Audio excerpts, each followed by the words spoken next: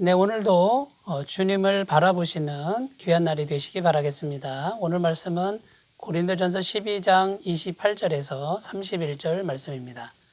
하나님이 교회 중에 몇을 세우셨으니 첫째는 사도요, 둘째는 선지자요, 셋째는 교사요, 그 다음은 능력을 행하는 자요, 그 다음은 병 고치는 은사와 서로 돕는 것과 다스리는 것과 각종 방언을 말하는 것이라.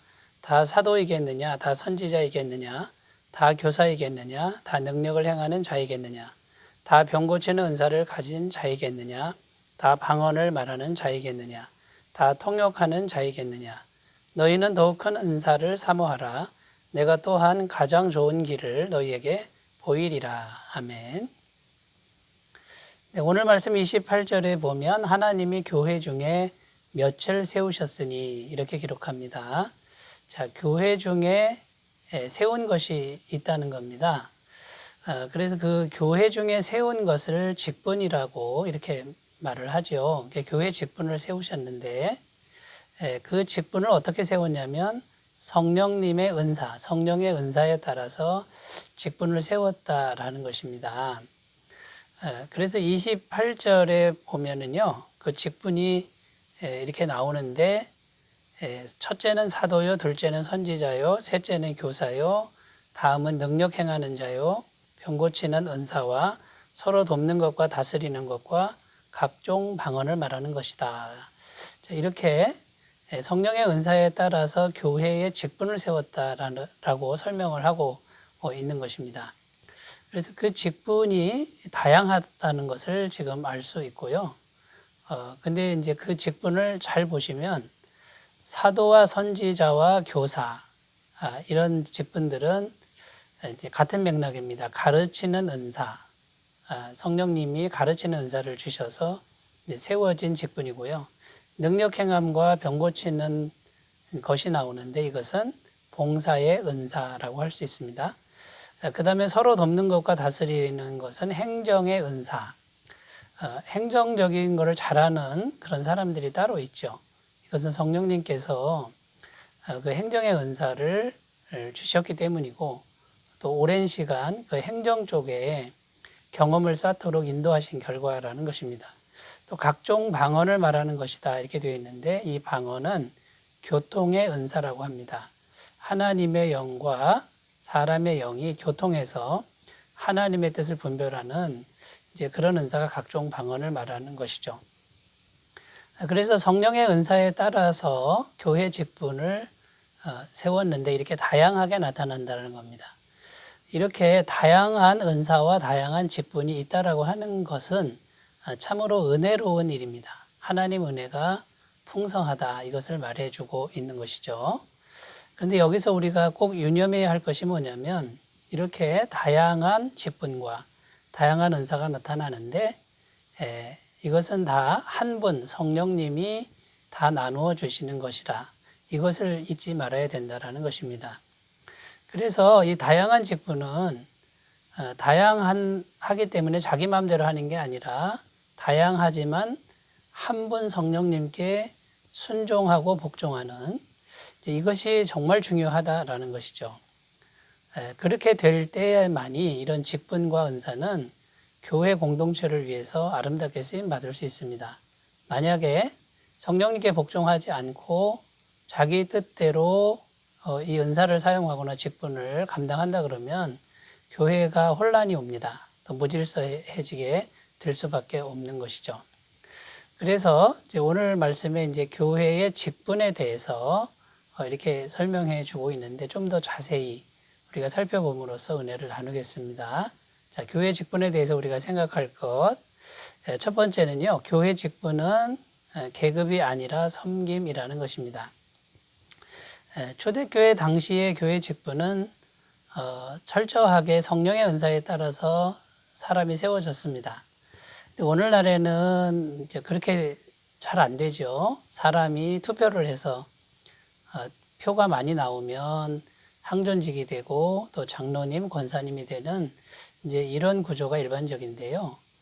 이것은 사람이 이제 많은 표를 이렇게 얻어서 세워지는 직분이기 때문에 초대교회 분위기랑은 많은 차이가 있습니다만 그래도 사람이 투표를 해서 세우는 과정 속에 성령님이 함께 하셨다라고 하는 믿음을 가지고 직분을 맡기는 것이죠. 교회 직분을 맡기는데, 자, 교회 직분은 교회에서 세웠다 그래서 그것은 높은 계급이 아니라는 거죠. 계급으로 생각하면 안 되고 잘 섬기라고 이렇게 하나님께서 주신 것이라는 것을 기억하라는 겁니다. 교회 직분을 생각할 때 우리가 세상의 피라미드 구조를 생각할 수 있습니다. 교회 직분도 보면요, 목사님 한 분, 그 다음에 장로님 여러 분, 그 다음에 그 밑에 이제 안수 집사님, 권사님 다수가 있고, 그 다음에 그 밑에는 평신도 분이 절대 다수가 있죠.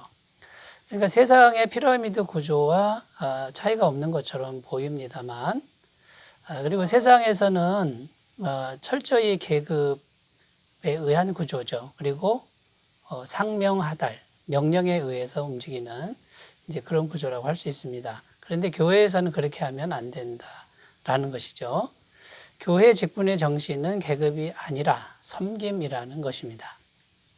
그러니까 위로 올라가면 올라갈수록 높은 자리에 올라가는 게 아니고 더 다른 사람보다 열심히 섬기고 더 부지런히 섬기라고 주신 것이라는 것을 우리가 기억해야 된다라는 것이죠. 마가복음 10장 45절 말씀에 인자가 온 것은 섬김을 받으려 함이 아니라 도리어 섬기려 하고 자기 목숨을 많은 사람의 대속물로 주려 함이니라. 인자는 예수님이죠. 만왕의 왕이신 예수님, 가장 높으신 예수님이 이 땅에 오셔서 어떻게 하셨습니까? 섬기셨고요. 평생 섬기셨고 자기 목숨을 대속물로 내주기까지 자신을 희생하셨다라는 것입니다. 그래서 이런 정신으로 직분을 감당해야 된다라는 것이죠. 에베소서 4장 12절 말씀에 이는 성도를 온전케 하며 봉사의 일을 하게 하며 그리스도의 몸을 세우려 하심이라. 그러니까 직분자들은 교회를 위해서 한 영혼 한 영혼 온전한 신앙인으로 세워가는데 헌신하고 섬기는 그런 사람들이라는 겁니다.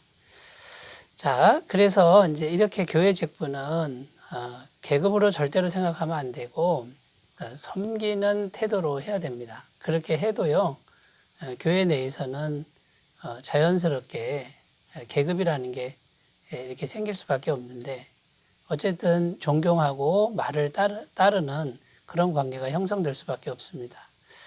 그때에 마음이 높아지지 말고 더 낮은 자세로 섬기는 그런 직분이 돼야 될 줄로 믿습니다.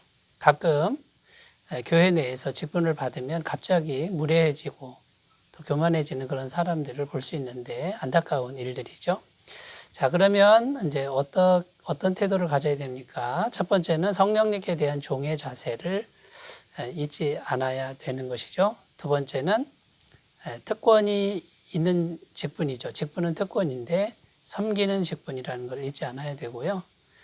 주장하는 자세 말고 양무리의 본이 되라 이렇게 말씀합니다. 베드로전서 4장 3절 맡은 자들에게 주장하는 자세를 하지 말고 양무리의 본이 되라 이렇게 말했고요. 세 번째, 천국에서 상급이 있음을 잊지 말라. 성경은 이렇게 말합니다.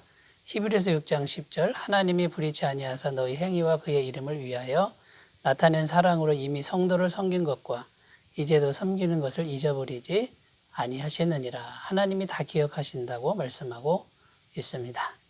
자, 첫 번째는 뭡니까? 계급이 아니라 섬김이다라는 거고요. 두 번째, 자, 나에게 주신 것을, 나에게 주신 은사를 잘 찾고 충성하라 이런 내용입니다. 29절 30절에 보면 반복되는 표현이 나오는데 다 사도이겠느냐, 다 선지자이겠느냐, 다 교사이겠느냐. 그러니까 다 똑같은 은사와 직분을 줄 수는 없다라는 거죠. 그러니까 사람마다 다 고유의 은사와 직분이 있습니다. 그것을 우리가 인정하고 다른 사람의 은사와 직분이 아무리 좋아도 그것이 나에게 그대로 주어질 수는 없습니다. 나에게만 주시는 그런 은사와 또 그런 직분을 잘 찾아서 그 다음에 거기에 충성하면 된다라는 거죠. 마태복음 25장에 가보면 달란트 비유가 나오는데 주인이 타국에 가면서 세 명의 종들에게 한 사람에겐 5달란트, 두 번째 사람에겐 2달란트, 세 번째 사람에겐 1달란트를 주고 장사하라, 열심히 장사하라 하고 갔습니다. 돌아와서 회계를 해보니까 5달란트 준 사람은 5달란트를, 2달란트 받은 사람은 2달란트를 남기고 1달란트 받은 사람은 아무것도 남기지 못했습니다. 이 사람이 왜 가만히 있었냐면요. 두려워했다는 겁니다. 그 1달란트가 없어질까봐 두려워서 땅에 묻어두었다라고 이렇게 말을 하죠. 그때 주인이 이 악하고 게으른 종아하고 책망합니다. 여러분, 이 성경 말씀에서 우리에게 주시는 교훈이 뭐냐면 세상에 어떤 사람에게도 적어도 1달란트의 은사는 잘하는 것은 주셨다라는 거예요. 그 1달란트만 있어도 1달란트만 남겨도 주님은 착하고 충성된 종아 이렇게 칭찬하신다라는 거죠. 이제 그것을 찾아야 된다라는 것이고요. 두 번째, 두려움을 극복해야 된다는 겁니다. 여러분, 두려워할 필요가 없습니다. 누가 맡기신 일입니까? 하나님이 맡기셨으니 충성만 하면 하나님이 책임져 주는 것을 믿어야 된다라는 것이고, 세 번째는 비교의식을 버려야 됩니다. 5달란트 받았다고 너무 부러워할 필요가 없고요. 그냥 나에게 주신 1달란트 거기에 충성만 하면 하나님이 기뻐하시는 것을 믿어야 된다라는 것이죠. 자, 세 번째입니다. 세 번째, 더 큰 은사를 사모하라고 말씀합니다. 31절 말씀에 너희는 더욱 큰 은사를 사모하라. 내가 또한 가장 좋은 길을 너희에게 보이리라. 자, 이렇게 말씀하는데 더욱 큰 은사를 사모하라 이렇게 말하는데 그러면 은사들 중에 큰 은사가 있고 작은 은사가 있다는 겁니까? 그렇지 않습니다. 각 은사마다 고유의 특성이 있고 아름다움이 있습니다. 이거는 누가 더 크고 작은 게 아니죠. 그런데 더 큰 은사는 뭐냐? 이거는 더 많은 사람에게 유익을 끼치는 은사가 따로 있다라는 거죠. 고린도전서 14장에 가보면요. 방언과 예언이 나오는데 이 방언도 아주 귀한 은사고 예언도 아주 귀한 은사입니다. 그런데 방언은 개인의 덕을 세우고요. 개인이 하나님과 교통하는 거죠. 예언은 교회의 공동체의 유익을 더 많이 끼칠 수 있다는 겁니다. 그러니까 이런 식으로 생각해서 나만을 위하는 게 아니라 다른 사람을 위한 은사, 이것을 사모하라 그런 뜻입니다. 자, 이런 관점에서 이제 고린도전서 13장에 가면 사랑에 대한 이야기가 나옵니다. 여러분, 가장 큰 은사는 사랑이라는 겁니다. 그게 제일 좋은 길이라는 거죠. 수많은 사람을 유익하게 하고 수많은 사람에게 은혜를 끼치는 은사는 사랑이라는 거죠. 여러분, 그러므로 이렇게 더 큰 은사를 사모하는 이런 길로 나아가면 가장 우리가 직분을 지혜롭게 잘 감당하는 사람들이 될 줄로 믿습니다. 기도드리겠습니다. 하나님 아버지, 우리 모두에게는 적어도 1달란트를 주셨습니다. 이 1달란트를 가지고 충성을 다하게 하시고 무엇보다 사랑의 마음을 잃지 않고 섬기게 하옵소서. 예수님의 이름으로 기도드립니다. 아멘. 주님과 동행하시는 복된 날 되시기 바라겠습니다. 감사합니다.